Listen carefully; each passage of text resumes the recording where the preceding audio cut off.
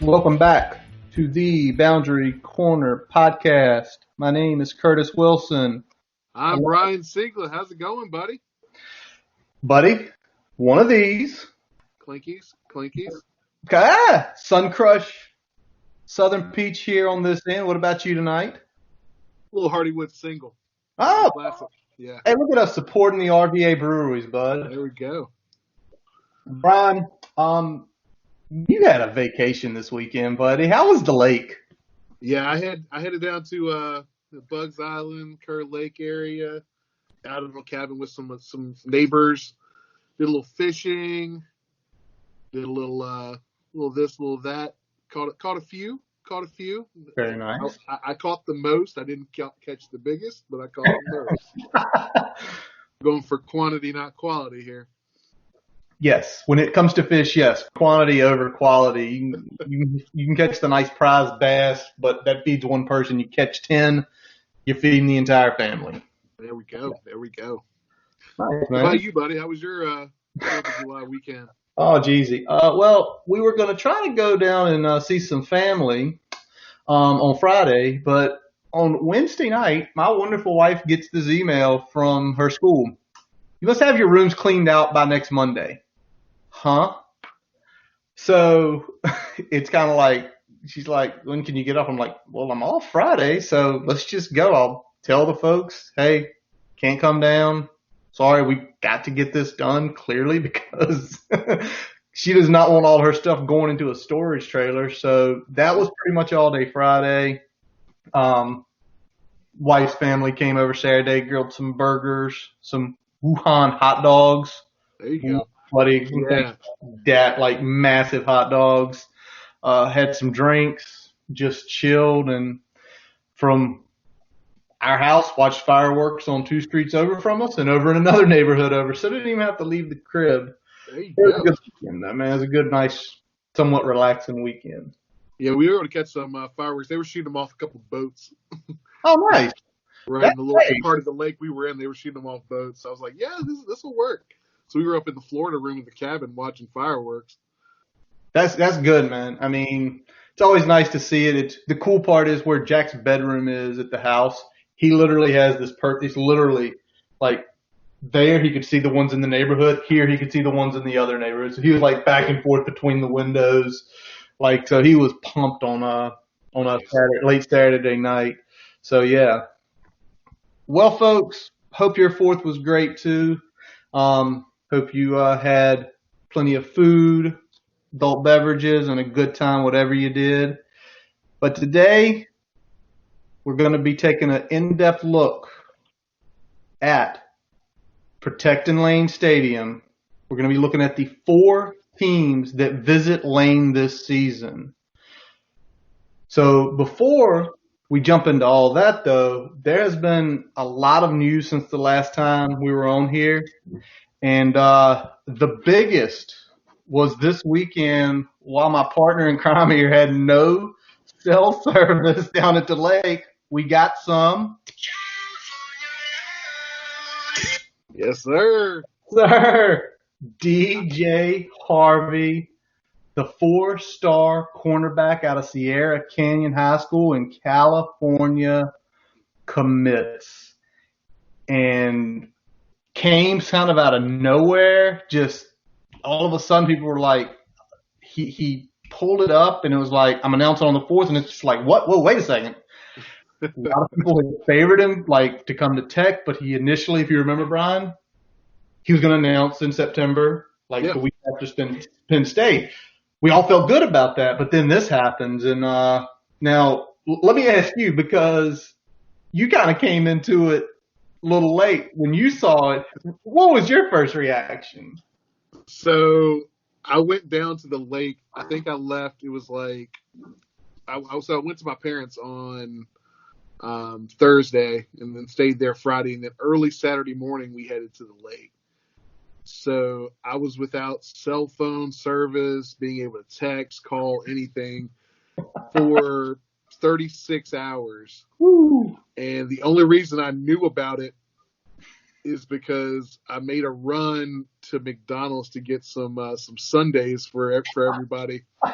And all of a sudden, I get this like barrage of text messages saying, Curtis was like, "We got a big one." I was like, "Oh, who is it?" I saw it was Harvey. I was like, okay, yeah, that's good. It would have been nice to be unexpected, but it's nice getting that commitment now versus waiting until September, because you never know what can happen between now and then. Absolutely. You really don't. But to have him essentially in the boat is a great thing. And I mean, you take a look at him overall. I mean, by 247, 4-star, top 250 player. Essentially, he's 246, so he's in the top 247. Yeah. The number 18 cornerback, top 25 in California. Plethora of offers, Brian. Auburn, LSU, Nebraska, Notre Dame, Oregon, Texas, USC. So essentially, he is a nationwide recruit. I know you've looked at a little tape on him. What do you? I mean, is he that boundary corner? Does he have that skill set? Yeah, he's definitely got that skill set. And what I like about him, I mean, I know we've been hammering this home, but versatility. I think this is a guy that might end up, D Hall style, maybe playing both ways in certain sets, because he's got a lot of offensive talent as well. But he's going to be a guy that can lock you up on defense at the corner spot. So I like him definitely playing there, playing outside. And I think he's going to be a guy that probably slides into, maybe not right away into Farley's role when he leaves, but probably slipping into Waller's spot first, and then maybe sliding over after the fact. So I'm really, really high on DJ Harvey. I'm really pumped that he's in the boat. Same here, man. Not only was it, a big 4-star to get, but it's one of those things with the midnight madness that we did right before all the COVID stuff broke. It pays off. Also, some people questioning, should we be recruiting all over the country? Again, this is one of those things. The other guys who committed and decommitted, that still proves that we can get guys to commit from not our normal recruiting footprint. And you have to take those chances. Now, Brian, great, we've got Harvey, but some other news popped up just a few days ago. Not one, but 2 additional recruiting positions have been posted, which me and you probably feel the same way. If they've been posted, we probably already got the hire. It's just one of those. Yeah, we got to put it on the website just so you jump through the state of Virginia hoops that are necessary. I'm sure they already have this lined up. I'm sure they probably had several guys that they were looking at, yeah, and then whittled down from there. Before, I don't think that's necessarily something that they were going to throw an outside hire out there. I think they probably already had some guys that either had this position at other schools or had been doing some other type of work for Virginia Tech, and now they're moving into this more focused role on staff. So I think that's going to be big for recruiting going forward. Obviously, I think we still need to do more in this area, but getting this, especially considering everything going on with COVID and the budgets and all that stuff, the fact that we were able to still move on this is pretty big. That does speak some to our working within our budget. Yeah. It definitely says that we're doing a lot with a little from that perspective. So I like that, and I like the way we're positioning ourselves to get better in this area, because we definitely, of all the areas we have, recruiting is definitely the one we need to get better in. 100%. And if you take a look at the position titles, let's kind of talk through them for a second. The first, because we already have this position on staff, or essentially a higher tier, as an assistant director of player personnel football. What do you foresee that being? Because clearly you've got Pearson Prolu is one of the directors. Is this just another helping hand for him, or is this, you think it's going to be a little bit more? Probably it's going to be more of a helping hand, I think, initially, just to manage the workload and to kind of be more the bug in the ear of the recruits and talking things through and looking at some of the film that is just, there's just a lot out there. And I think, when you're looking for system fits, and I think that's where our recruiting has started moving towards, is, guys that fit what we're trying to do, not just the biggest name on the board. Things like this are going to be key. So I'm looking forward to seeing what they can do with these. All right. Now, the other one, more interesting title, Assistant Director of On-Campus Recruiting Football. To me, I hear that. That sounds like when there's those big weekends, we are now going to have someone who's going to be in charge of that. Is that what you hear that as? That's exactly what I hear that as. That this is no longer is Yetzi, running the recruiting blueprint along with running all of these weekend festivities or junior days or any of that stuff.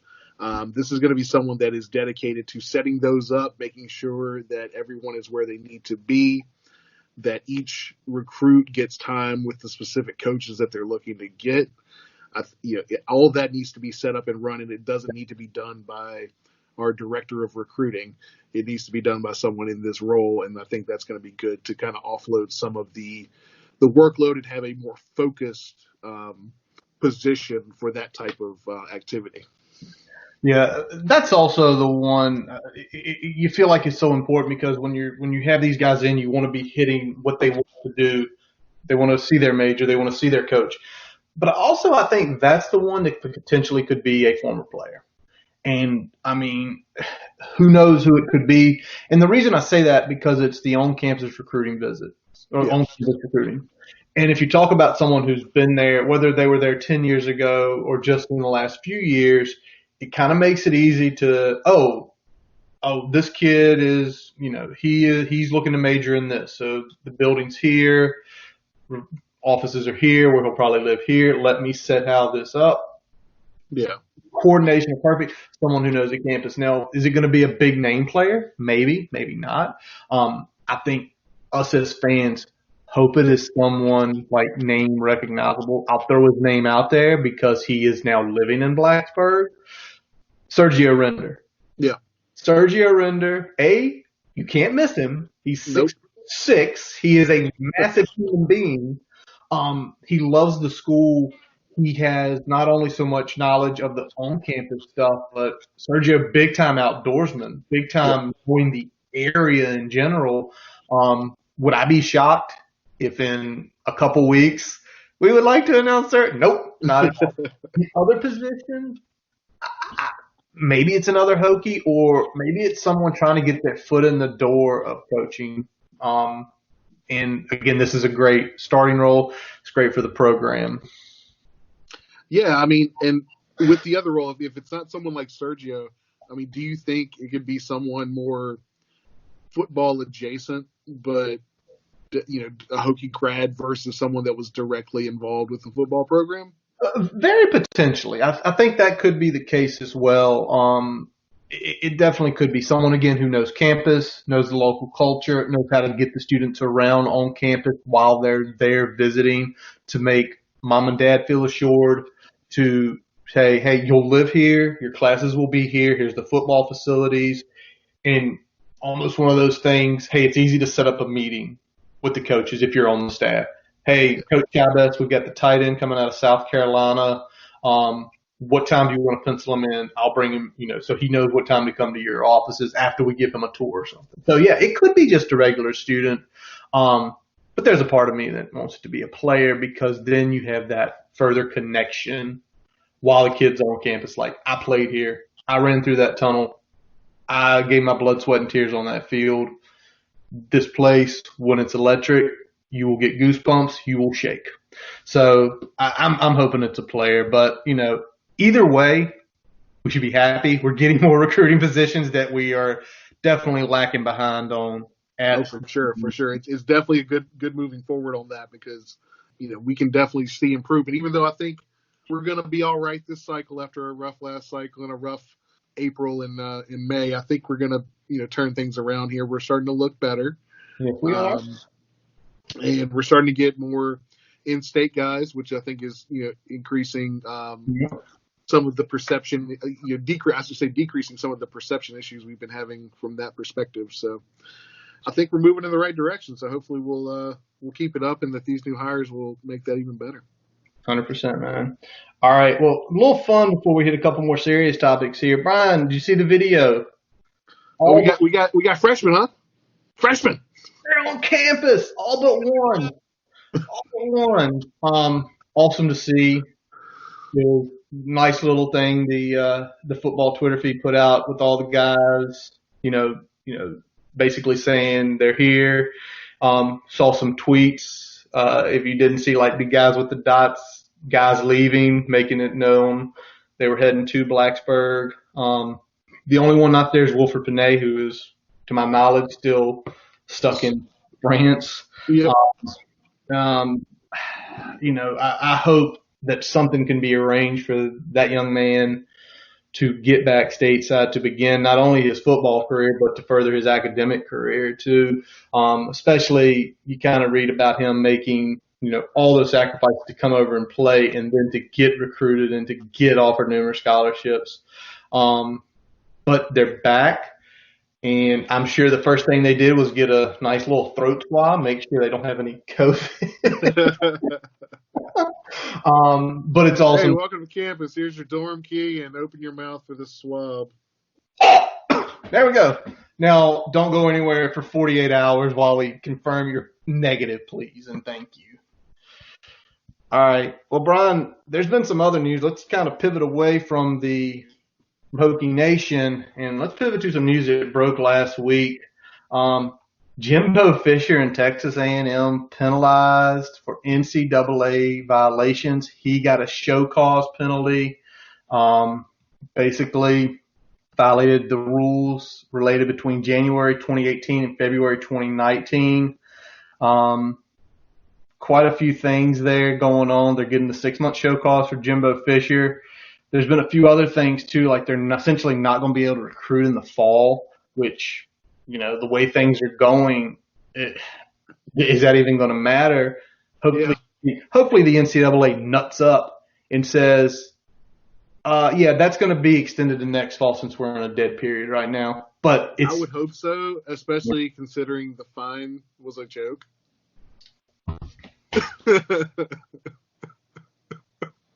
The fine was an absolute joke. Fine. Let me see if I can. What was the stats? I saw something about he makes that. Yeah. $5,000. That's not even like a 0.25% of what they take in revenue wise. What bullshit. I can't remember who posted, but someone was like, yeah, that's like 0.25% of his annual salary or something like that. He makes that in 8 hours or something. It is nothing. And the show cause is basically, he can't text or email or anything with the recruits. But again, if the kind of the staff's being punished like that during the COVID stuff, then it's not even going to matter. Hopefully, again, they nut up and say, no, we're going to move this to next season. I don't foresee the NCAA nutting up on anything, especially related to somebody like Jimbo. If what we're seeing with things that have happened recently is going to be the parameters that we see going forward, we're going to continue seeing these slaps on the wrist, especially for programs that have either high profile programs or high profile coaches. Yeah. Now, the funny piece is this actually affects another program as well, and at least perception in some people's eyes. The primary guy that was implicated in this was Jay Graham. Jay Graham's moved over to Tennessee as their running backs coach now. So it's one of these things. People are like, oh, Tennessee's doing great recruiting. Well. And this year, listen to this crap, man. 247 coach rating. He's the number 15 recruiter in the country. Well, I mean, is Tennessee about to have some flip season before some other things start coming down? Potentially, man. Very much potentially. It's funny you see this happen. And then Texas A&M recruiting really well. Tennessee recruiting, top 5 right now. And it's one of those things where it's just kind of like, yeah, what are you going to do, Jeremy Pruitt? Because if this is happening on your watch, and people, again, I think it's the next program that gets busted with something like this is going to get more of the lash. Yeah. Because right now they've laid it down for Texas A&M. It's whoever's busted next. The NCAA got scrutinized, got whipped, got thrown fire. Like, what are you doing? You did nothing. The next program is like, 3-year show cause penalty, postseason ban, and you can't coach for 4 years. Like, huh? Wait, but Jimbo. Exactly. Yeah, that's the thing. I mean, they're never going to drop the hammer on someone like Jimbo like that. Which is, I mean, it is what it is at this point. I think we come to expect it. Anytime one of these major programs starts getting into some sort of trouble, it seems to kind of roll off their back a little bit. They'll get the cut, but they don't lose the limb. Exactly. And it's only a minor cut. It's like our children falling down on pavement and skinning their knee. Oh, it hurt. Okay, I'm good. You rub some dirt on it, move along. Exactly. All right, Brian, this just broke a couple hours ago. It's pretty big. It's one of those things. Basically, the Ivy League has ruled out playing all fall sports this fall due to the corona pandemic. And right now, no decision has been made about winter or spring sports, or whether fall sports could be played in the spring of 2021. Now, they've already taken some measures. I don't think anybody sees this as a shock. So much of their stuff is going online. I'm sure you saw that over the last few weeks. I think, who was it, Harvard? Harvard. Everything's going to be online. Oh, cool. Tuition's going to decrease from the $47,000. Nope. Do you think this is impacting P5, G5, or is the Ivy League sort of just different?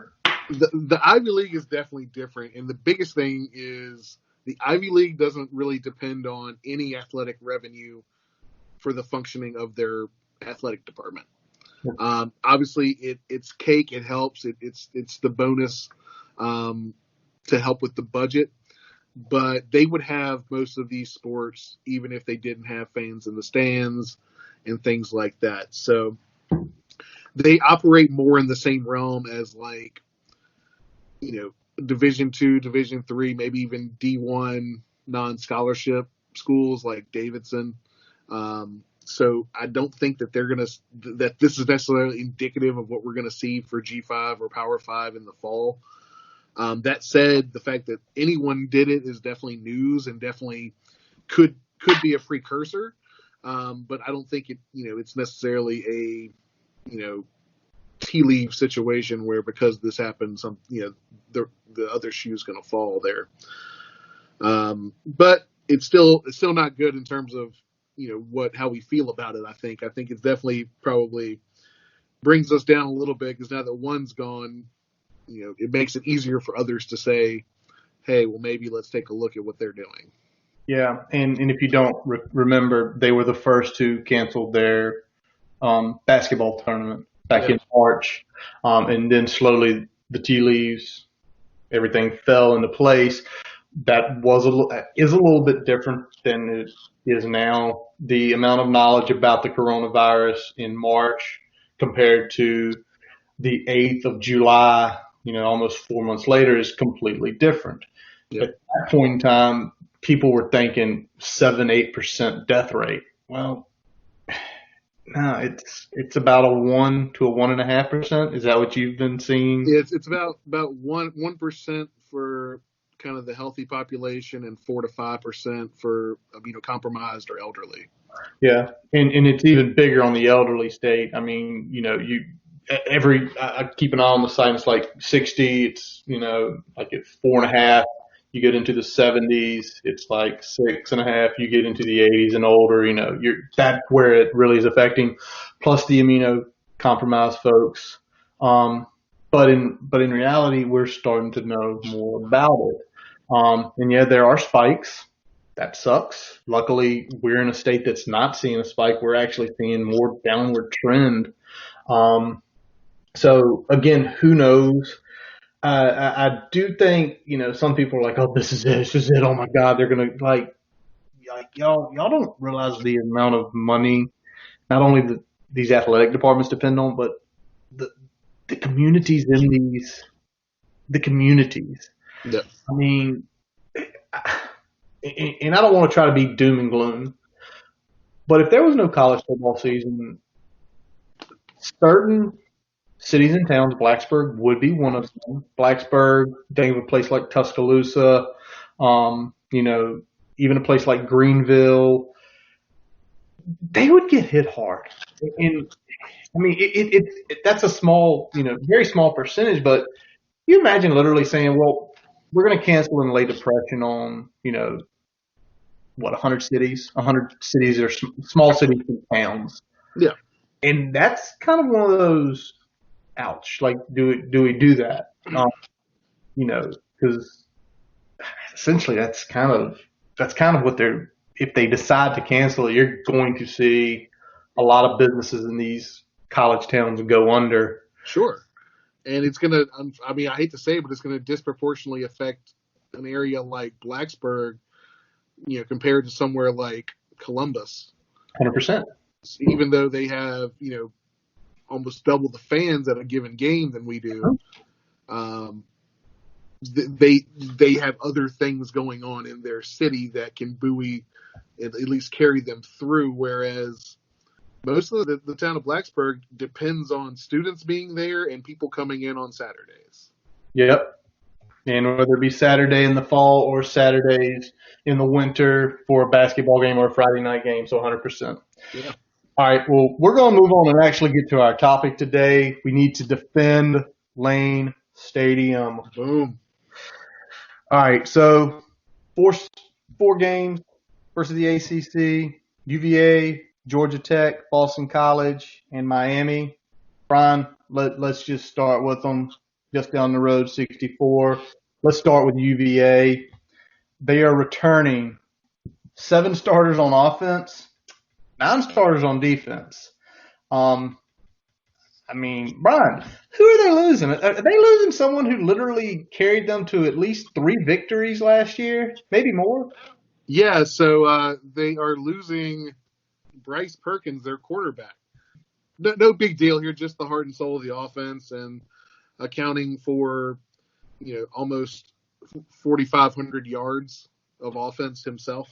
So he had 3,530 yards passing with 22 touchdowns, added another 769 rushing with 11 touchdowns. Second team All ACC, got signed with the Rams as an undrafted free agent this year. So that's going to be the big departure. But there's other big things going on there as well, because a couple of guys that he was throwing that ball to are gone as well. Hassis Dubois, wide receiver, All ACC honorable mention, had 1,062 yards and 6 touchdowns last year. And Joe Reed, the wide receiver and return specialist, made first team All ACC as an all-purpose kick returner. 796 return yards and 2 touchdowns, and added another 679 receiving. And he got picked up by the Chargers as an undrafted free agent.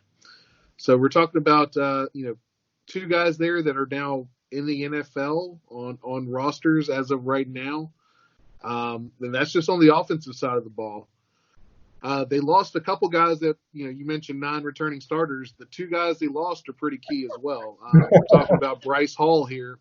Obviously, he was missing most of at least the back half of the season last year. But he was projected as a first rounder, even, before all this injury took place. And he got injured against Miami.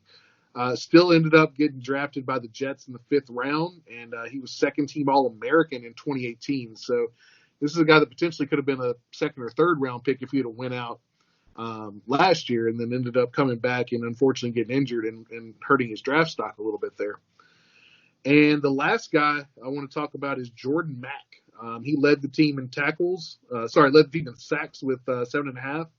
and added 69 tackles, and he got picked up by the Panthers as an undrafted free agent. So, I've got 5 guys here. 4 of them are on NFL rosters right now.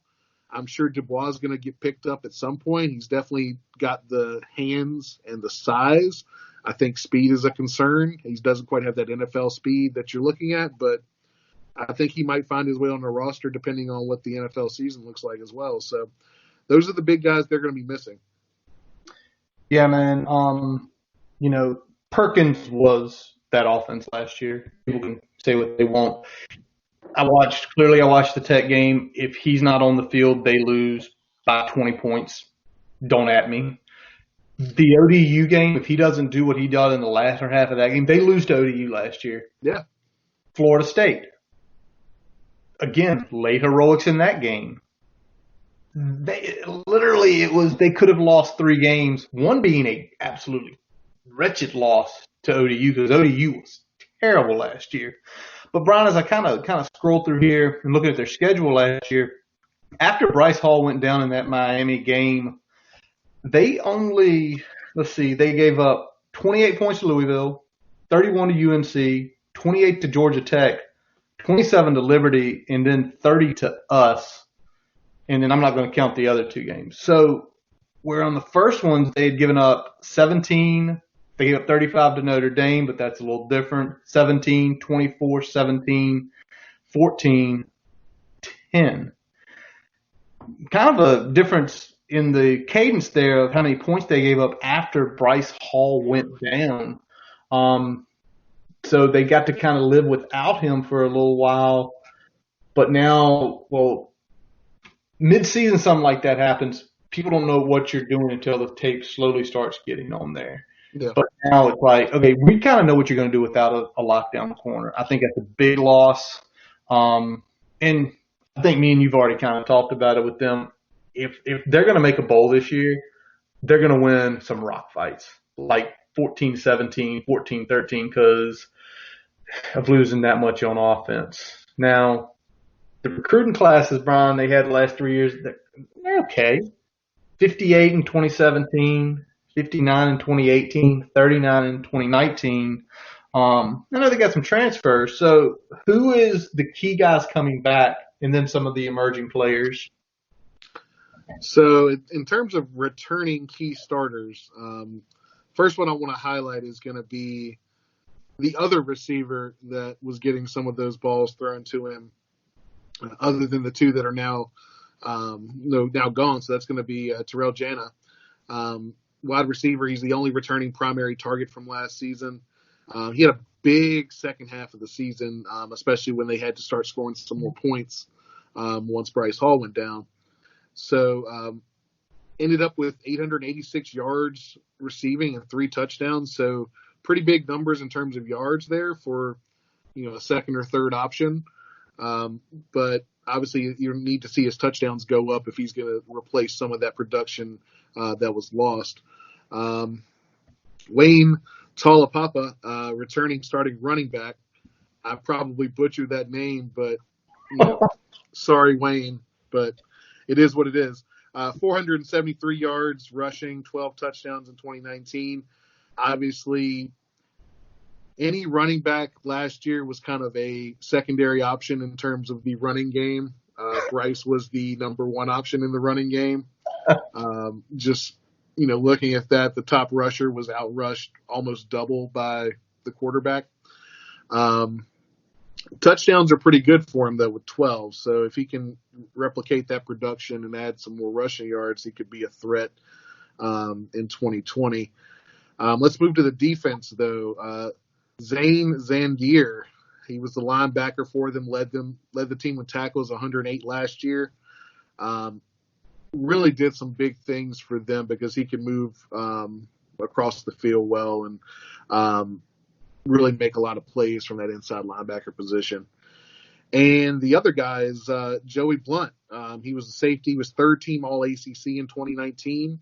He had 95 combined tackles from the safety spot. So he was making some plays in the running game, obviously, to get those numbers up. And he had 4 sacks and 3 interceptions as well. So kind of a do-it-all player, not, the most elite safety, but a guy that can really make plays in different ways and hurt you in different ways. So that's going to be the big guys they have returning that were standouts last year. Yeah. Now, they've got a lot of unknown, and I'll talk about that a little bit here. And the biggest one is going to be, I'll kind of have them 1A and 1B here, is who's going to be their quarterback. to replace the production of Bryce Perkins. The lead guy in that role is going to be Brennan Armstrong, lefty. He not quite the dynamic runner that Perkins was, obviously, but bigger guy, kind of more of a Tim Tebow, Taysom Hill, kind of that hybrid player. So he could potentially do some damage in that role. Definitely compares a little bit more to Taysom than to Tebow. And still, like both of those guys, is still a raw thrower, but not quite as raw as Perkins was when he came to UVA initially. But again, you're not talking about the same degree of athleticism. Then you got Kateon Thompson, who the quarterback transfer from Mississippi State. He's a better thrower than Perkins, and probably is close to him in terms of athleticism and explosion with his legs. The question being is, can he learn this offense fast enough and get up to speed before the start of the season, especially now that we're dealing with all this COVID stuff. And I know we're going to have an extended camp, but here's a guy that probably could have used a little bit more time with the coaches, even if it was just getting mental reps than he's been able to get. So I think that's going to be key to whether or not he can pass Brennan there, is can he pick up that offense fast enough? So that's going to be the big thing they need to replace. Another thing they need to look at is their offensive line. They look good along the front. They've got 7 guys that have all started games at the Power 5 level. They've got 7 guys that have started at the Power 5 level. The problem is that's about all they have on scholarship. So one guy goes down, their quarterback's they're going to be putting like walk-on linemen out there. Their quarterback's going to get killed if they have a couple of just not even like big injuries, just like, sprained his wrist, can't play for 2 weeks. Yeah. So, like we've kind of had on the defensive line the last couple of years, they kind of feel pretty good about their first line, but they're really kind of questionable in their depth. And they have got a grad transfer from Penn State, Alex Gellerstedt. He's, again, one of only 7 guys that are on scholarship right now, and they're going to need him to really step up and be a player if they're going to have any sort of success. Because right now they're pretty much rolling with the bare minimum scholarship players that you would like to have on an offensive line taking you on a road trip. You prefer at least to have 7 guys that you can depend on when you take a road trip. So they're going to be struggling for depth, but I think they really like their front 5 and the 2 primary guys they have to rotate in. So defensive line is another area where they're going to probably see some more production. They really gelled late in the year at that position. I think they got better, especially I think they had to because of losing Bryce Hall. Had to produce more pressure, and the guy that was doing it was Jawan Biggs, who was a defensive lineman, had a lot of time as a freshman there. Is going to need to take another step because he's going to be dependent on a little bit more, I think, this year. Again, kind of going back to some of the secondary pieces they need to replace. But he had 19 tackles and some limited time in the back half of the season, 3 tackles for loss and a sack. So if he can step in, they could be all right up front on the defensive side. But those are the guys that I see as either key guys or guys that are going to step into major roles this year. Yeah, and I don't think you're wrong about any of them. I see Jana. The only question I have, he had a good season last year, but how many eyes were on Dubois and on Joe Reed every time they snapped the ball and on Bryce? He was almost a forgotten guy, and was that the reason he had such good statistics and came on late in the year, or is it because he's a good receiver? This year we'll find out if he continues to produce. Yeah, he's a good receiver. If his numbers drop off, it's like, it doesn't hurt to have 2 guys who are looked at with the NFL. The other 2, the quarterback battle, to me it's wide open. Yeah, Brennan's been there, but he didn't get the spring. I think if there had been a spring, Brennan Armstrong's their starter without even a question. The but then they go out and get Keontae Thompson, and it's almost like if they come in and they're equal or Brennan's only a hair above, does Bronco just say, listen, we're not good enough offensively to have a system quarterback run it. We need the best athlete on the field to essentially kind of do what Bryce did. And Keontae is a 4-star when he came out, so he definitely has some skill there. He was a top 10 dual threat quarterback. So that's going to be very interesting to see what happens over the next, when we start camp in a few weeks here. Where's that depth chart go? And is it also one of those things where, what if it starts rough? They got to play Georgia to begin with. Yeah. I mean, we don't want to crush anybody's confidence, but, coaching staffs don't want to do that. But Brennan Armstrong goes out there and looks like dog shit. Okay, we're just going to put Keontae in. And what if he looks bad? Now, luckily, they don't have, they do have some weaker opponents, but then they've got Clemson just weeks after, or is it one of those things where Bronco is just going to say, whoever wins this camp battle, unless they get hurt, they're my guy. Because if not, I'm having to play with egos. I'm having to play with guys thinking about things as we do this. Yeah. Yeah. All right, Brian, we good on UVA? We're good on UVA. Did they have any coaching changes up? Oh, yeah, man. They did. They actually lost a couple significance. Thanks for saying that. Vic Soto, who was their defensive line coach, guy, the thing you said started gelling at the end of the year, he not only got hired, he got hired by a blue blood. He got hired by USC. Oh. That says a lot right there. He's getting replaced by Clint Sentum.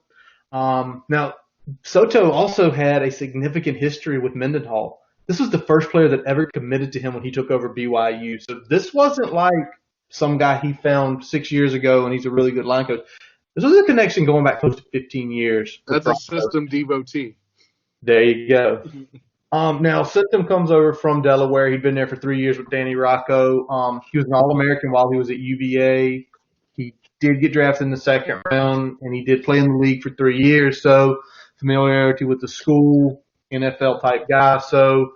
But anytime you sort of see that fluctuation of movement, Brian, like this guy didn't go to a slight tier up. He literally went to one of the top 10 programs in the country. And I'm really interested to see how that D-line that played so well at the end of last year, if they're able to continue that, because they're going to have to be that to get them into a bowl this year. Yeah, no doubt.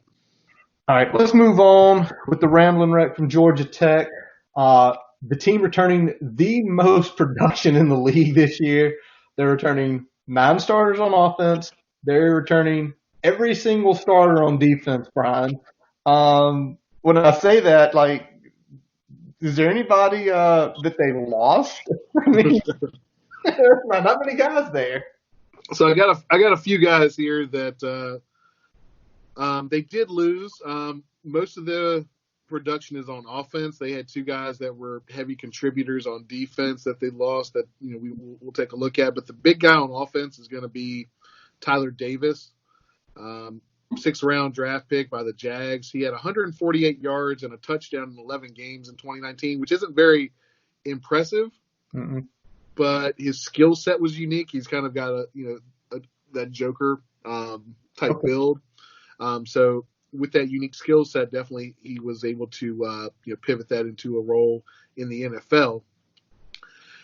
But obviously that's an offense that was really in a transition phase, so not very many of these offensive numbers are going to be impressive that I'm going to throw at you over the course of this time. So I wouldn't necessarily count the 148 and a touchdown against good old Tyler Davis there. But another guy that was lost is going to be Jared Suthers. He was an offensive tackle. Only played at Georgia Tech 1 year. He was originally at Vanderbilt and transferred in. But he was a guy that was able to help them move away from some of those triple option techniques and into more of a spread type system. And he did have some draft buzz heading into the NFL draft this year, but he ultimately wasn't signed or picked up. On the other side of the ball, these are guys that started at a point in the season, but the big one here is Brentavious Clanton. He was a 3-year starter, did lose his position in the course of the season, got kind of usurped. Registered 1 sack in 2019.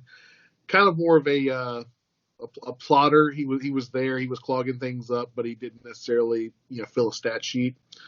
And Christian Campbell is a safety. He had 44 tackles in 2019, kind of the first guy off the bench for them, making some plays. So those are the guys that they're going to be missing on offense and defense this year. Yeah, with the transition like this, when you mention stats, it really doesn't matter from what they were doing. Kind of like, when I give these recruiting class ranks, does it really, does this jump out? Because, again, going from a triple option to, the offense that they're running under Jeff Collins is a little different. I mean, they were 48 in 2017, 44 in 2018, 50 in 2019. So not really super high, not even one really super high recruiting class. And again, basing it towards a triple option, who are some of their key guys, Brian, coming back that have to play better to improve on a 3-9 record? So there's one guy I would say doesn't have to necessarily play better. I think he just needs to, fill in more of what he was already doing in 2019, and that's Jordan Mason. With the smash mouth spread, he's going to be the guy that's going to be carrying the load for them. And in 2019, he had 899 yards rushing and 7 touchdowns. So pretty good numbers, especially for an offense that was pretty anemic across the board. The fact that they were pretty much able to stack the box against him, he was still able to get some production there. So that's promising numbers, and I think you're going to see a lot more of that this year, partially because of some of the things I'm going to go into with the emerging talent. But the guy that has to get better in 2020 is going to be James Graham. So he was a starter for most of the season last year, 1,164 yards passing and 12 touchdowns with 7 interceptions. Again, those are not numbers that you really want to, climb up on a mountain and say, look at this. They're not great, especially for the amount of starts and snaps that he had on the field. He's going to have to take the next step because at some point they're going to have to throw the ball to get that box cleared out a little bit because they want to run, but they can't run if everybody's in the box. And on the defensive side of the ball, the big player is going to be David Curry. He had 97 tackles in 2019, definitely the emotional leader on the defense. So look for him to be a guy that's going to continue in that role and have a hopefully more productive year for them if they want to take another step and maybe at least get somewhere in the bowl eligible range this year. Absolutely. And Brian, you mentioned it with, to me, he's the guy I've got up here. James Grant has to improve. If he doesn't improve, they might have marginal improvement from 3-9 to maybe 4 to 5 wins, but not to getting back into a bowl, not doubling their win total. And when I hear you say smash mouth spread, I kind of think what does that mean? And it's like, well, Brent Key, he's an offensive lineman that is a offensive coordinator. So makes sense that he's probably, again, trying to leverage, I'm guessing, a lot of spacing to say, we're going to run at you, but we're going to do it in unique ways. So, you're going to think a little bit of what Ohio State does. I mean, that's kind of the, in terms of philosophy, what Ohio State does, that's kind of what you're going to see here. Lots of run game and option, but you'll see them sling the ball around a little bit as well. But they're definitely a run first spread team. Got it. All right. Well, Brian, I've already said it. They're going to have to get better. James Graham's going to have to get better. Who are some of the other guys that are emerging that for this team to go from a 3-win team to potentially 6, making it back to a bowl, who has to be some of their emerging talent? So the big thing is going to be, again, improving that offensive line and getting an offensive line that is more built for this smash mouth spread over some of those undersized, mostly run blocking only players that they had under the triple option. So it's going to start with getting a guy like Kenny Cooper back on the field. He was center. He was missed most of 2019 with an injury for them. So he's going to need to step up, especially with his pass pro, because he is still a legacy player. So that's not his strong suit. But he is a very good run blocker, and he was good for them in terms of communicating with the offensive line back in 2018. So I think they'll really appreciate having him back in that role. And apparently he's, based on what I've read, has shown some promise with the pass pro. So hopefully that translates for them. They also added Ryan Johnson as a grad transfer from Tennessee. So you're coming from a blue blood, or at least from a recruiting perspective, a blue blood program here. Definitely going to have that build that they're looking for to kind of step in, more of the larger and taller offensive linemen versus some of the guys that they had previously under Johnson. And when we move to the defensive side, the big two names that I kept seeing was the big name that I was seeing was Antonius Clayton, defensive end transfer from Florida, sat out all of 2019. But this guy was a pretty highly rated player coming out of high school and just couldn't quite find a spot in the Florida rotation. But now with Georgia Tech, he's looking to probably make some noise, being their primary pass rusher going into 2020.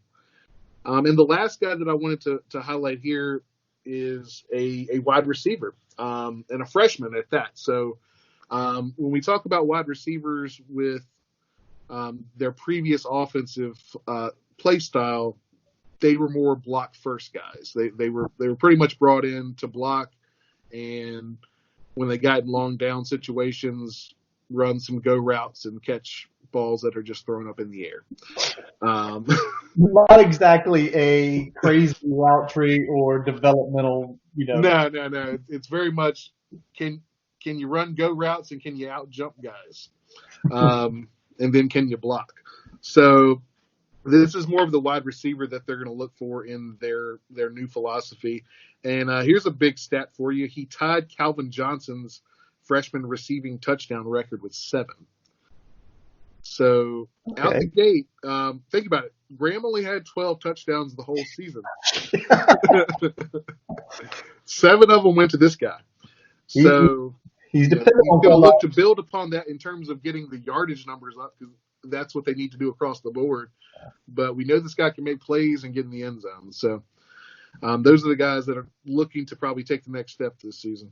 Absolutely. You mentioned Antonius Clayton. He was a pretty high guy coming out. I mean, he was a 4-star. He was a top 50 player when he committed to Florida back in 2016. That's when McElwain was the head coach. But clearly there was a connection there with Jeff Collins. Jeff Collins was the defensive coordinator at that point in time. So one of those things, at a program like Florida, if you don't get yourself to the top of the depth chart pretty quick, even being a high 4, even 5-star guys, you can get supplanted pretty quick because there's more 4 and 5-star guys coming to those type programs. The opportunity to develop just isn't there. So he has the connection with Collins. He's a talented player, especially coming out of high school. And I really think in the second year of the transition from the triple option, they're going to have to lean on their defense more. I mean, to win more games, they have to, because that offense isn't going to be there yet. I think it's, as we've seen from the past, going from an option-based offense to more, whether it be spread or whether it be a pro style, it takes minimum 3 years to get your bearings straight. Now, Brian, how about this? The Georgia Tech Yellow Jackets had no coaching changes. Oh. But is it a shock with the guy, again, with that transition in his second year, after 3-9? I mean, is that shocking? No, because you don't have anyone really taking the next step because they didn't do enough in year one for guys to be able to jump ship like that. And also, I think in year one, we haven't gotten to a point where I think they've evaluated enough to see who on that staff isn't quite cutting the mustard yet. So both things are kind of playing against them there. So that's why you're not seeing any sort of turnover, because they just didn't have enough talent across the board to really have guys that were marketable to other teams. And I don't think they've seen enough, especially with the fact that they're still turning over the roster, to tell whether, it's a coaching problem or a player problem, recruiting problem, or anything like that. So time will tell. I think we might see more movement on that front after this year, as you get a class or two under your belt, and you start seeing, as guys are making better plays on the field, are you seeing some shortcomings in terms of those coaching aspects? Yes, sir. All right. Well, let's go on up. Let's get Boston College done here. Returning 7 players on offense, 9 on defense. But there is a really big hole on that offense now, Brian. Giant, huge hole.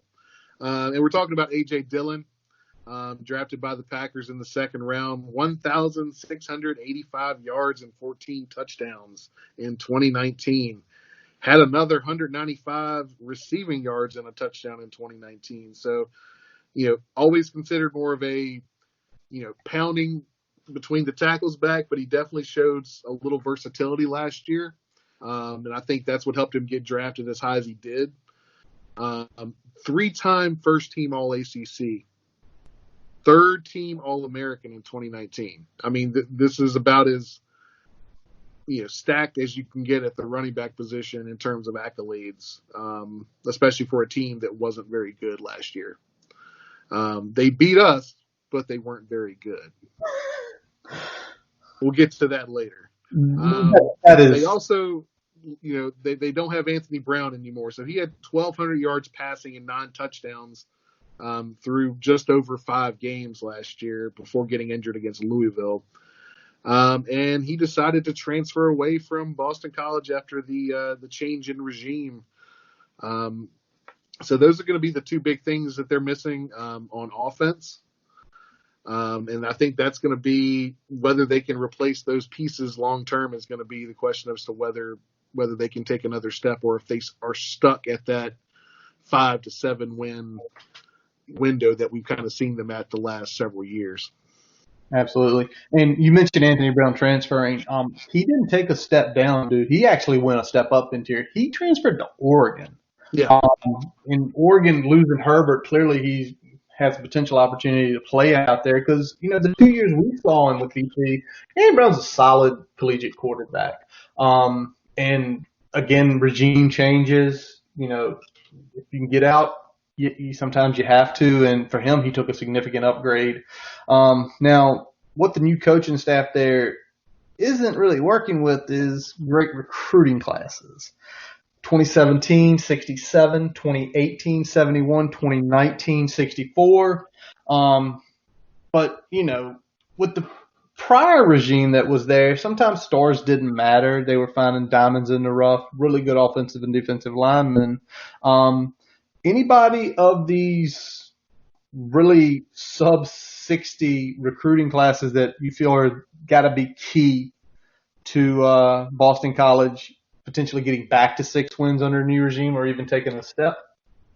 Yeah, so like you were talking about, I mean, they've really gone for more scheme fits and things like that on their recruiting classes. So, I mean, obviously they wanted to get as high caliber players as they could, but they were definitely prioritizing those scheme fits. And the guy that really fits right into what they were doing previously is the guy that's going to be stepping in for A.J. Dillon this year, and that's David Bailey. Another big bulldozing back, 6'1", 240.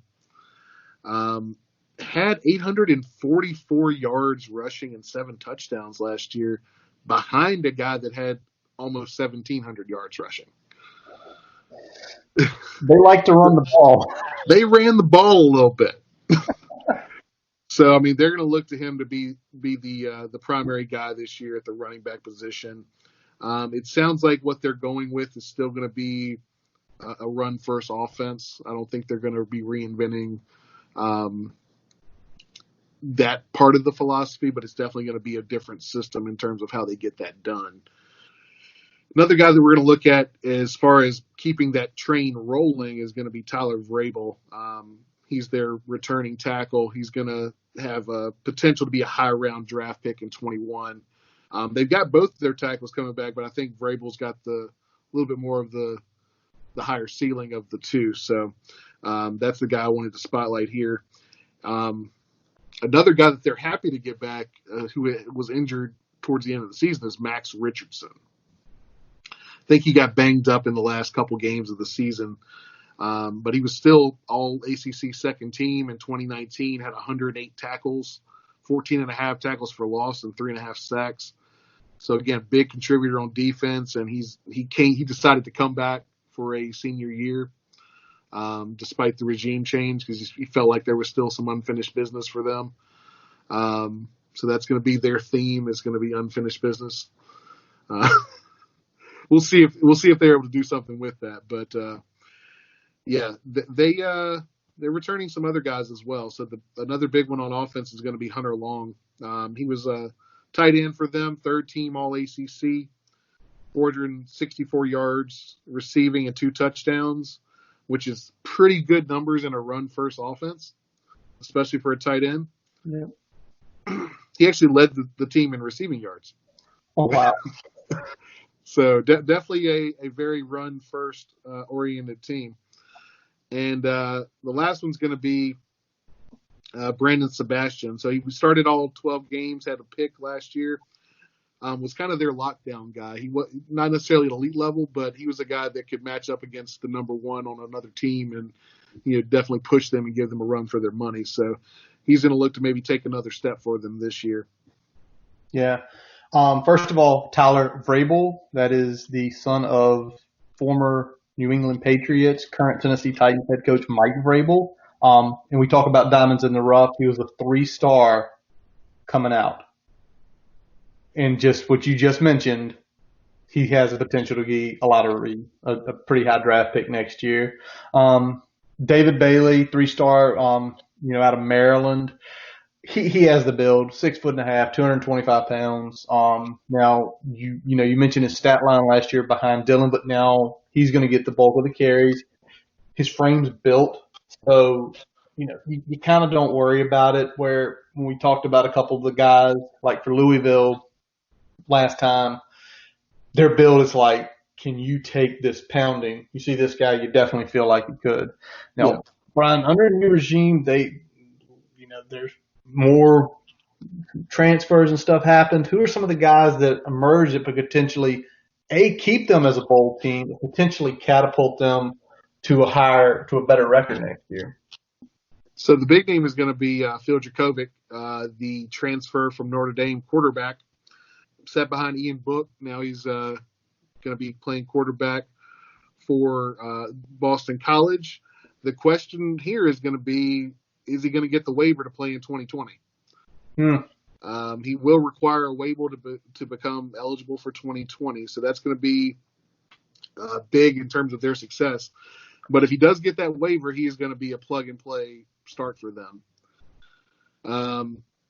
Pivoting off of that, if that doesn't go their way, Dennis Grosel, who was the quarterback for the rest of the season last year, after Anthony Brown went down, is probably going to be the guy that's going to step into that quarterback role again this year. Played in 12 games and started 6, had 896 yards passing and 9 touchdowns. The question is going to be having a full camp, is that going to be enough for him to be able to step in that role and do a little bit more than he did last year in a more spell and unfortunate situation closing out the year? And then we got 2 other guys that are going to be pretty big in terms of whether or not BC has some success. And the big one's going to be Kobe White. He's the wide receiver. He actually initially entered the transfer portal when the coaching change was coming through there, but decided to return to Boston College and kind of see how things go. He had 434 yards receiving and 5 touchdowns in 2019. So he was kind of the number 2 target in the offense. again, those low numbers might go up depending on what happens with the quarterback position. So we'll see. And then Isaiah McDuffie is the other one. He was trending towards being a playmaker before missing most of the 2019 season with an injury. He's going to be very key in terms of whether or not they can bounce back and have some success this year. Yeah. Well, Dracovic is the key. It's not even a question if he can get his waiver or not. But again, being in their first year of a new regime, it doesn't hurt if he doesn't get it because he'll be there next year. He was a 4-star, a top 120 prospect when he came out in 2018. So he's definitely got the recruiting credentials.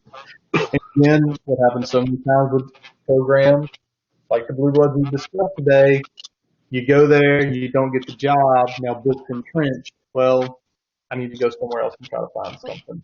So I think that's the key. Now, Brian, clearly there were a ton of changes to BC. They fired Steve Adazio after the 6-6 season, and they hired Jeff Hafley. Hafley comes from Ohio State. He was only there one season as a co-defensive coordinator. Prior to that, he had spent 6 seasons as a secondary coach in the NFL for the 49ers, the Browns, and the Bucs. And he had collegiately coached since 2001 before that, including at Pitt and Rutgers, so kind of up in that Northeast territory. Couple of his 3 hires. The first is Frank Cignetti. Cignetti had been in the league from 2012 to 2018, primarily as a quarterbacks coach. He did spend 1 season in 2015 as the Rams offensive coordinator. Last time he coached was 2018 with the Packers. Now, he did have some collegiate stops on that. The most notable for Virginia Tech would be when he was the offensive coordinator at UNC in 2006, where we beat them 35-10. Again, NFL guy, you're looking at a pro-style offense, so not much of a transition probably for, the offense in a lot of ways. Now, as experienced as he is, the new defensive coordinator, this is his first defensive coordinating job at any level of football. Wow. What did he do before? Well, Team Lakuba, he had he'd done some basically linebacker coaching, most notably 2018 with Mississippi State under Joe Moorhead, and then he was in the league with the Bengals in 2019. He had also spent some time with Hafley when he was with the 49ers. So he has a connection there. But overall, this is pretty big. But again, you've got a head coach who's a prior defensive coordinator. How much is bringing in someone like Cignetti who has done it numerous times where it's just like, listen, you focus on that. I'm going to help him get used to what he needs to do, prepping and all this. So maybe he should be a co-defensive coordinator along with Hafley, but we'll see. The one thing he did do is he did retain Rich Gunnell, who was the wide receiver coach under Adazio. He did serve as an interim head coach during the bowl game after Adazio's firing. And now he's going to be a running back coach. He had been on the staff since 2016. I think that's a good move. You keep a hold of it from the prior regime. Again, it's a prior regime that really, it wasn't bad. So it's one of those things where it probably helps the new staff get to know the guys quicker and all that. I like it. But, I mean, you kind of see it and you see it's a change. Would you be shocked if they went 6-6 again, Brian? No. Probably not. Not at all. So, yeah. All right. Well, Brian, last but not least. All right. The Miami Hurricane. Heard that song today. Well, Ice Cube from back in the day. Returning 7 offensive starters, 4 defensive starters. They definitely were a really good defensive team last year, and I have a feeling, Brian, when you go through this key departures, we might have a few defensive players, but who are some of the key guys that are gone from Miami's roster this year? All right, so we're going to kind of be the highlight's going to be skill position players and defensive players. That's what they lost. So one of the big ones is going to be KJ Osborne. Okay. Wide receiver, had 50 catches and 547 yards last season. He actually got picked in the 5th round by Minnesota, so you got a draft pick right off the gate here. Definitely showed more potential than his stat sheet was, but a lot of that had to do with the fact that there was inconsistent quarterback play and horrid offensive line play from Miami last year. So that's the big thing there. Another one, we got a wide receiver, Jeff Thomas, speedster, kind of more of a down the field threat. He was picked up by the New England Patriots as an undrafted free agent.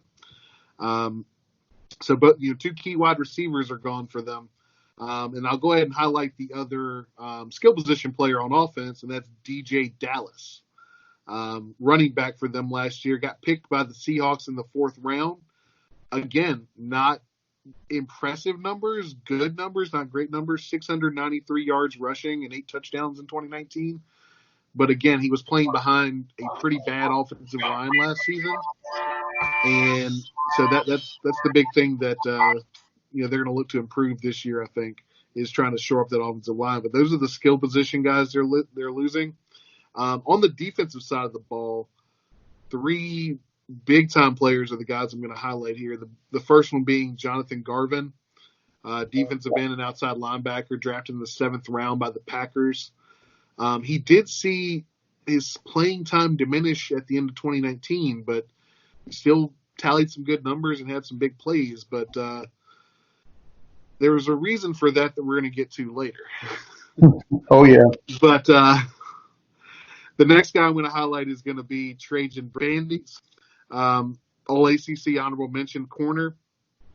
He did play corner and safety while he was at Miami, but finished his career as a corner and was actually picked up by the Steelers as an undrafted free agent. So NFL caliber talent there that they're missing on that side of the ball this year. And the last guy, big one here, Shaq Quarterman. Oh, yeah. 4th round draft pick by the Jags, 4-year starter at linebacker for them. 2-time first team All ACC. 107 tackles and 15 tackles for loss in 2019. Oh, yeah, man. I mean, you start mentioning those defensive players, and I mean, again, that offense last year was not a good offense. That defense was good. Yeah. So placing that much talent, where do they finish this year? Who knows? Now, clearly it's Miami. They always recruit well. 2017, number 12 ranked class. 2018, a top 10 class. 2019 and 27th ranked class. So a lot of talent still there with them. Brian, they've got a lot to replace, especially on defense. And again, some very productive. Jeff Thomas, even though he didn't produce, that dude has speed. If nothing else, it made your safeties play further back off the line, which could open things up. But who are some of the key guys coming back? So I'll start with the first one, and there's again, I said there was a reason why Jonathan Garvin saw some of his snap count go down in 2019. Well, the reason for that is that Gregory Rousseau became that dude.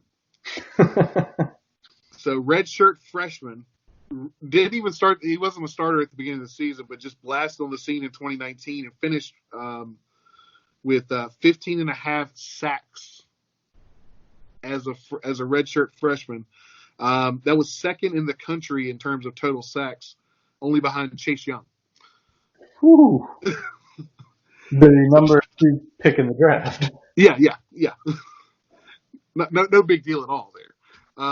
And he was also named ACC Defensive Rookie of the Year for those numbers. So if there's any improvement by this guy, you better look the hell out, because that's going to be a monster to contain on defense there. Another key defensive guy they've got coming back is going to be DJ Ivey. He actually led the team in picks at cornerback last year with 3, and he's going to be looking to move into more of that alpha dog in the secondary role now that Bandy has departed in the draft there. And staying on the defensive side of the ball, Gervin Hall Jr., safety. He had 66 tackles last year, forced fumble and interception. Really known as kind of an in-the-box guy, really good tackler in the open field. He's going to be key for that defense to really, continue their trajectory and stay at the top of their game, because it's going to be interesting to see what happens on the offensive side of the ball, especially with offensive line. But in terms of what they've got coming back there, the big one is Navon Donaldson Sr. He's their guard coming back. Really their only rock solid starter all season last year. And he's going to be key to get that offensive going, especially the fact that they've got a new quarterback that's going to be playing this year. And they got to keep him healthy because he's going to be running the ball a lot more than what they were doing last year. Yeah, you mentioned it's kind of a scary thing when you're talking about a new quarterback, some new systems, which I'll touch on later, but you have one good starter on the offensive line coming back. I mean, and Donaldson shut in his own right, top 100 player, 4-star, hometown guy. So, but you already kind of laid the groundwork. Go ahead. Who has got to be the emerging talent? Well, the guy that has to step up if they're going to have any success on offense, other than the offensive line, is going to be their new quarterback, Derek King. Transfer from Houston. He was a complete force there. While he was in Houston, 4,925 yards passing and 50 touchdowns against 10 picks. Ran for another 14, 21, and 28 touchdowns, 34 total games. So if you do the math there, you're looking at some pretty damn good numbers at the quarterback position. And that's going to be big for Miami because, again, their offense was pretty atrocious last year. Again, inconsistent quarterback play. Some of that was on the offensive line, and some of that was just inconsistent play across the board. So he's going to be the key for that offense. And to help out there, they're going to need a guy like Zion Nelson, their left tackle, to take another step. Now, this is a guy that was kind of thrown to the wolves last year. True freshman. Hey, you're going to be starting left tackle. Have fun. And there were some growing pains to start the season, but he kind of closed things out pretty well. So, numbers-wise, in terms of how we were great offensive line, not good in terms of average score, but had some good numbers in terms of how you would grade them as the season closed out there. So those are the big guys there. Also on the offensive side, Cameron Harris. He's going to be looking to be kind of that 1A running back. They're probably going to have a shared backfield, but he's going to be the 1A guy. He's going to get some help because King is going to be carrying the ball a lot more than they have in the past. So you're going to get a little bit of help there because there's going to be some option elements there and a threat for the quarterback to take off. So I think he's going to have a little bit of a better alley just by default, even if the offensive line isn't significantly improved. And let's go to the defensive side of the ball. And this one's going to sting, guys. Quincy Roche, transfer from Temple. He was hours from being a Hokie. Hours. Damn admissions. I think admissions kind of screwed the pooch again, but I think there was also a big lack of communication there as well. So I'm not going to place blame on the kid. It is what it is, but he was hours from becoming a Hokie and then wasn't. So it is what it is. But he's going to be a big-time contributor on that defensive line and is going to really be looked at to kind of step in and take over, some of the role opposite Gregory Rousseau. But that's going to be a really hard-to-handle two-headed monster at defensive end there. Yeah, absolutely. The Nelson kid getting thrown into the fire as a freshman, well, it happens sometimes. You usually don't see it happen when teams recruit as well as Miami. And Derek King, well, he made his choice, and Ron, with what they happened in the coaching staff, it kind of all made sense. First of all, Manny Diaz has been there one season. He's already on the hot seat. He was one of the coaches Dennis Dodd wrote about today as he's got to get his shit in order, or he could be fired after this year. He already jumped and went ahead and said, we're changing things completely. So he fired Danny Nose, and he hired Rhett Lashley coming out of SMU, where he was under Sonny Dykes. That's Air Raid 101. Oh, yeah. Now, along with that, clearly they made, changes to the offensive line. Garvin Justice comes over from UNLV. Guy actually had been a pretty successful D2 head coach at Concord, but that wasn't the last change they made. They then made their wide receiver coach, Taylor Stubblefield, took a job at Penn State. Now, Rob Likens, who was under him over at ASU, he comes over. He was actually the offensive coordinator, quarterback coach there. Now, again, Likens comes from that Sonny Dykes tree where he was with him at Cal and Louisiana Tech. So they're going air raid. Now, I'm going to ask you this, Brian. Danny Nose was a pro-style coordinator. The old offensive line coach, clearly probably more of a pro-style offensive line coach. Man, they're going 180, going air raid. You kind of had to deal with this transitioning from high school to college. Tell me, is it going to be easier, or is the Air King just going to run for his life for them to win games? I think there's going to be some of that. The biggest jump is going to be a complete change in terminology and verbiage for offensive line calls, playbook, everything. So that's going to be the biggest thing for 5 to 7 guys to pick up and gel, especially with the COVID situation we're dealing with, where they've had some limited off season to work on those things and kind of get some of those mental reps and all the spring reps in place. So that's going to be key. And again, changing the philosophy. There's some guys that are more built to put their hand in the dirt and just maul guys over. And this is going to be a little bit of a more finesse type offense. It's not something that's going to be a smooth transition for everybody. I think anybody that has pretty decent, pass set and has had some experience in these spread type offenses, probably at high school level, which is primarily running spread now, probably won't have as hard of a transition as some other guys, but it's going to be I think a learning curve for them, and it might take them a few games to really see that offensive line gel if it ever does. Got you, man. Well, we shall see. It's just kind of funny Diaz is on the hot seat. And look, what saves his job? Does he have to win the Coastal? Does he have to win 10 games, even if he doesn't win the Coastal? Or is it, marginal improvement because now he can at least say, listen, we're trying to change the culture offensively here from what we've done for years with this pro style, trying to go air raid spread. Is this just his thing to say, maybe I can give myself 2 more years if I say, hey, we're changing offensive philosophy, you've got to give me a few years before I can turn it up?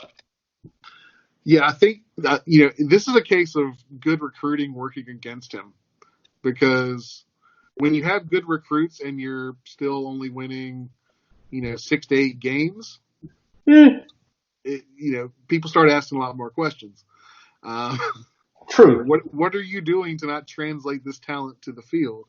I think he probably, I'm no Miami apologist by any means, but I think he was probably raked over the coals a little harder than he should be in year one, especially following the caliber of coach he was following. At the same time, when you've got talent, you gotta put out something better than 6 wins. And they had the talent, and it just never quite gelled the way they wanted to. But I think going air raid is going to help them on several fronts. One, air raid takes out some of the stress on the offensive line. The ball's getting snapped, and it's getting out of the quarterback's hands quicker, and the playmakers are responsible for getting the yards after the catch and getting the ball downfield.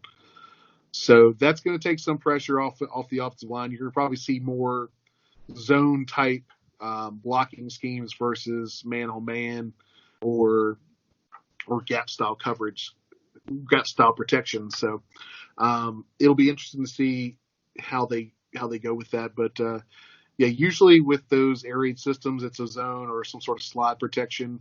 They're only going hat on hat for 5 and 7 step drops. Anything that's a 3-step, they're just taking a gap or taking an area and trying to stop the guy before the ball gets out. Got it, man. All right, so that closes the chapter on the teams that we will be protecting lanes against this year. John, I'm going to ask you, of these 4 opponents, based on the time of year we play them, what makes you most nervous? Oh, man. Most nervous, I'm going to have to go with Miami just because of having King at quarterback and the fact that they are a good defense, and I think they're going to be kind of still in that same level just because of the guys they've got coming back and some of the freshmen that we saw making some big moves last year. So, they always are a team that, with the rivalry, it can go either way. And some of the unknown factor gives me a little bit of pause. But I think if they're the same Miami we've seen the last few years, I don't think they're going to be as much of a problem. But that unknown factor is just giving me some pause.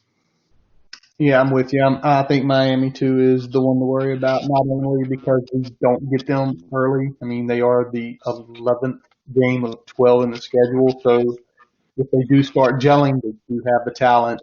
They do have to come to lane, but, if it's a half full or quarter full lane, Yeah. I still think it's an advantage for us, but it's just one of those things.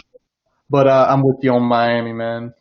Brian, is there anything else we need to hit? Did anything break while we were sitting here recording on a wonderful Wednesday night? I didn't see anything come through, buddy. All right. So that is going to wrap up this episode of the Boundary Corner podcast. I am Curtis Wilson. I'm Brian Siegler. Follow us on Twitter, Facebook, and subscribe for your podcast on your favorite source, including Spotify and Apple Podcast. As always, we let our buddy Jason Long play us out. Catch him on Spotify and Apple Music. We thank you for listening, and as always, let's go. Hokies.